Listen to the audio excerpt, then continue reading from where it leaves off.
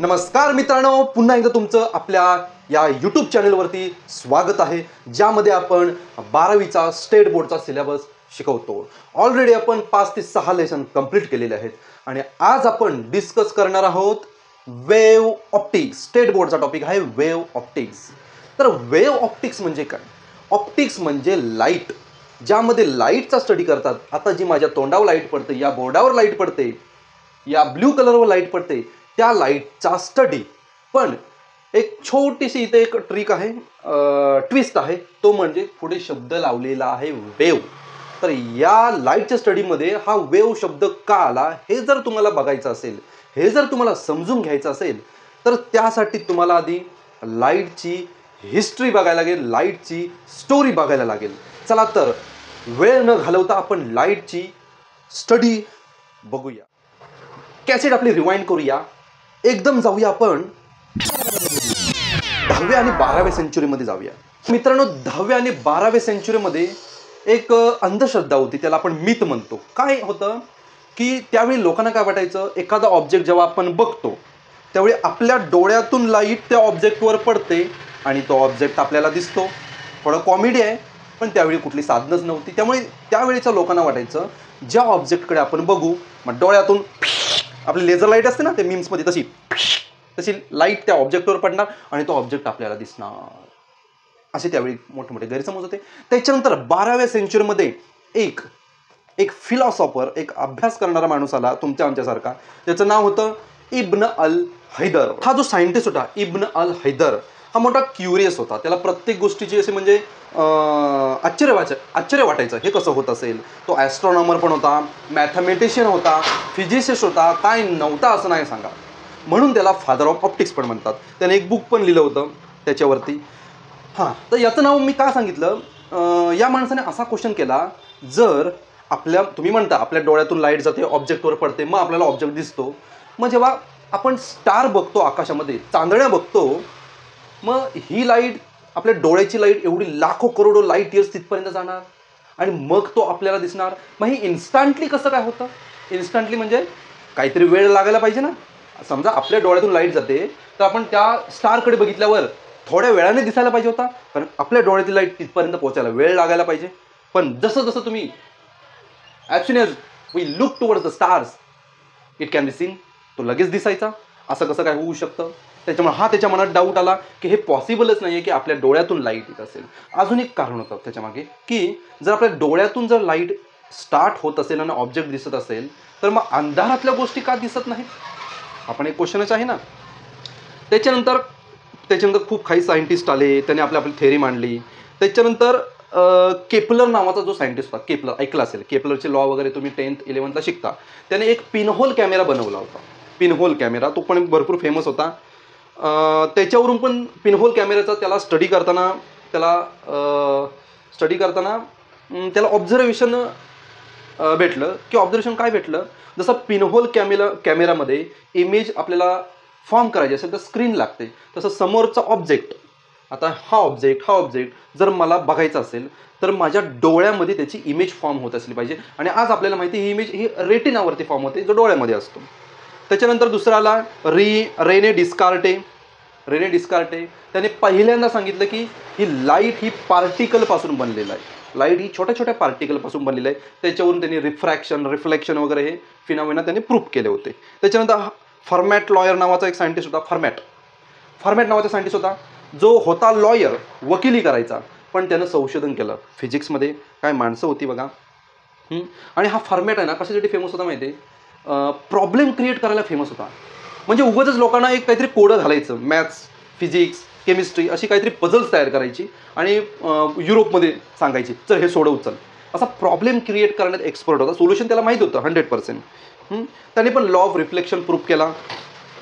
त्याच्यानंतर सगळ्यात मोठा ब्रेक थ्रू मिळाला तो न्यूटनच्या वेळी। तुम्ही म्हणाल न्यूटनचं परत इथं नाव काढलं, नाव काढावंच लागतं साहेबांनो।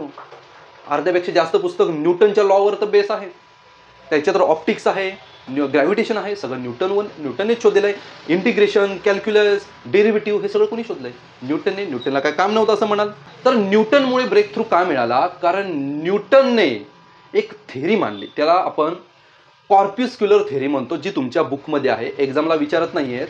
तर त्याने काय म्हटलं माहिती आहे, त्याने कोणी न्यूटनने, की जी ही लाईट आपण लाईट अशी काढतो ना, समजा इथे मिरर असेल तर लाईट इथे येणार आणि इथे रिफ्लेक्शन होणार. हे आपण 10वीमध्ये शिकलेलं आहे की 9वीमध्ये लाईट इथे रिफ्लेक्शन होते. पण इथं आपण काय पकडलं होतं, लाईट ही रेज पकडली होती. पण न्यूटन काय म्हणाला, ही जी लाईट आहे ना, ही छोट्या छोट्या गोळ्यांनी बनलेली आहे, छोटे छोटे पार्टिकल्सनी बनलेली आहे. त्याला त्यांनी नाव ठेवलं कॉर्प्युस्कल. आणि हे कॉर्प्युस्कल आहेत ते इनइलॅस्टिक आहेत.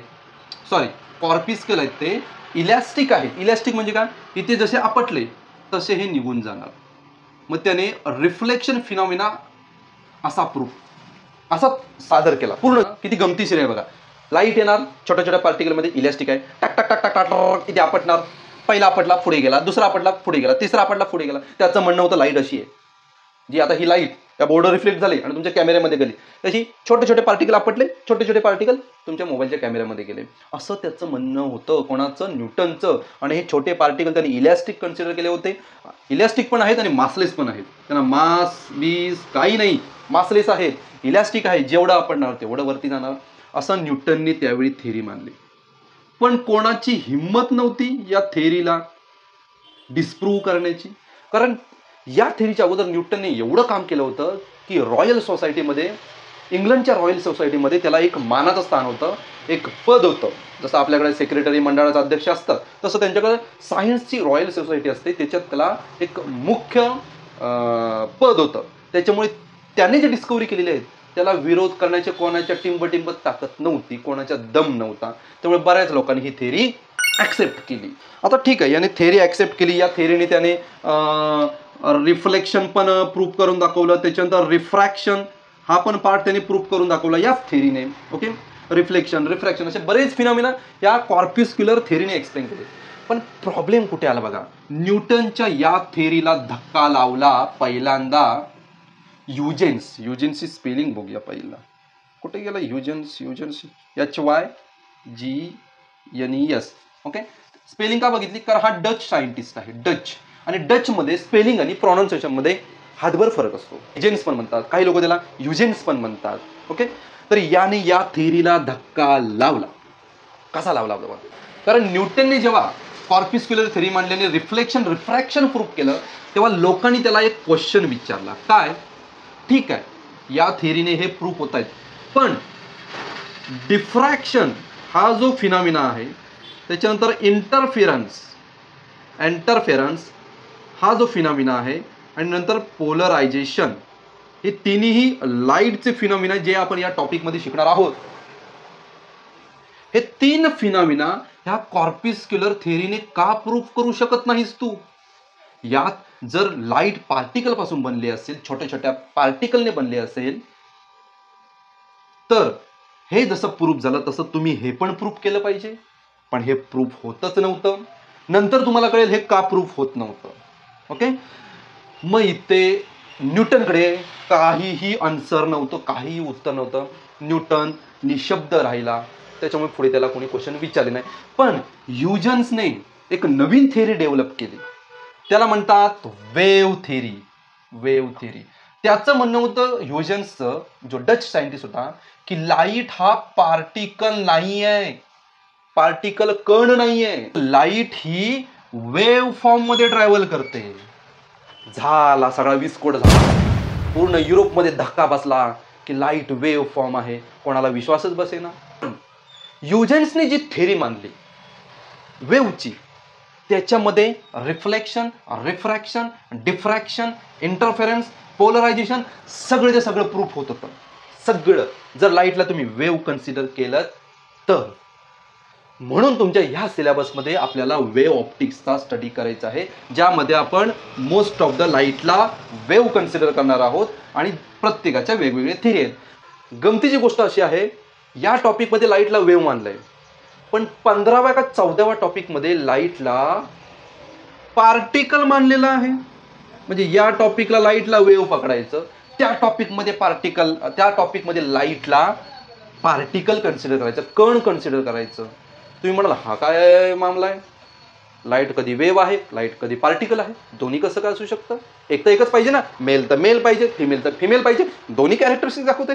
कसं काय पॉसिबल आहे? तर त्या टॉपिकमध्ये कळेल तुम्हाला की एका अंडर सर्टन कंडिशनला लाईट हा वेव्हसारखा वागतो, अंडर सर्टन कंडिशन लाईट हा पार्टिकलसारखा वागतो. समजली हिस्ट्री? तर ही हिस्ट्री तुम्हाला जर आवडली असेल तर आपल्या फ्रेंड्सना थोडी सर्क्युलेट करा, त्यांचं पण नॉलेज वाढू दे. आणि हिस्ट्री का ऐकायची मित्रांनो? त्याशिवाय टॉपिकमध्ये इंटरेस्ट येत नाही की हा टॉपिक कशासाठी चाललेला आहे, का शिकतोय, हेच तर हे कळायला पाहिजे ना, का उगाच पाठांतर करत बसायचं. म्हणून हिस्ट्री ही इम्पॉर्टंट आहे. सायन्स असू दे, फिजिक्स, केमिस्ट्री, बायोलॉजी, सगळ्यामध्ये हिस्ट्री ही इम्पॉर्टंटच असते. विदाऊट हिस्ट्री आपण इंटरेस्टने शिकू शकत नाही. म्हणून आपण नेक्स्ट लेक्चरमध्ये, नेक्स्ट व्हिडिओमध्ये आपण ह्युजेन्स हा जो आपला हिरो आहे या टॉपिकचा, त्याची वेव्ह थेरी आपण स्टडी करायला स्टार्ट करणार आहोत. त्याच्यामुळे सेकंड नंबर व्हिडिओ चुकवू नका. आत्ता जी व्हिडिओ बनवली ती फक्त इन्फॉर्मेशनसाठी होती, त्याच्यावर बोर्डाला काहीही क्वेश्चन येत नाहीत. त्यामुळे रिलॅक्स राहा, तुम्हाला ह्युजेन्स थेरीवर क्वेश्चन मात्र पडणार. चला भेटूया पुढच्या व्हिडिओमध्ये, ज्यामध्ये आपण शिकणार आहोत Huygens wave theory. Good bye.